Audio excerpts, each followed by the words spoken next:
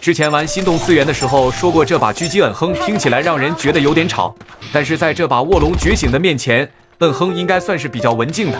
这把卧龙手感不错，再加上它的双层穿透还有实惠的获取方式，要是不弄得这么花里胡哨，它应该是把不错的枪。好了，回到游戏，因为我们第一小分赢了，所以第二把就顶了出去。但是这种保卫图顶出去失误的话，要付出的代价挺大的。这是牛啊！这里原本是想等等还有人没，结果自己赔了半管血，并且对面抬了。注意飞弹 ！A 区完毕。我要给对方留一点希望。被刀了，原本以为对面拿了1分，队友后面会猥琐的，但是还是有点浪。后面这几分我就一直在回防中被打掉。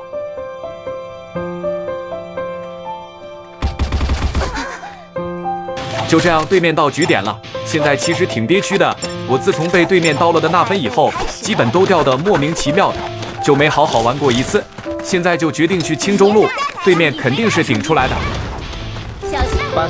这种长时间对局，就怕手机突然提示没电，最好带一个充电宝一起玩。说起这个，刚好现在拼多多8周年数码专场。为了帮助推广，给到1万个苹果 MagSafe 磁吸充电器的体验名额，我已经把直达通道帮大家放好在评论区置顶位置了。就这么小一块，打游戏的时候边充边玩也舒服，出门带着也很方便。反正是薅羊毛体验苹果产品的机会，链接还在，就是还有名额，不是白不是。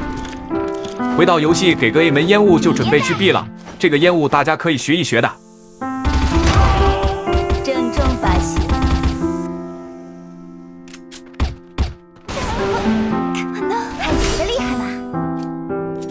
我们追了1分，现在比分也算是看起来不那么离谱了。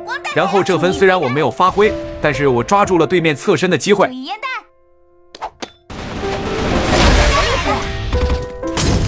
兄弟们，刚才那一刀算是把面子找回来了。现在比分来到3比4，这分算是最惊险的，因为我们一上来就掉了2个。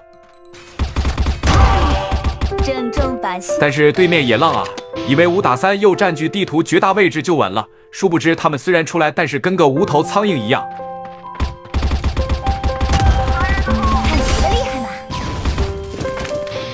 就这样来到最后1分了。一般这种被大比分追平的，对面心态估计没了。确实是这样，这分队友打进 B 点，并且我发现刀我的在小道还活着。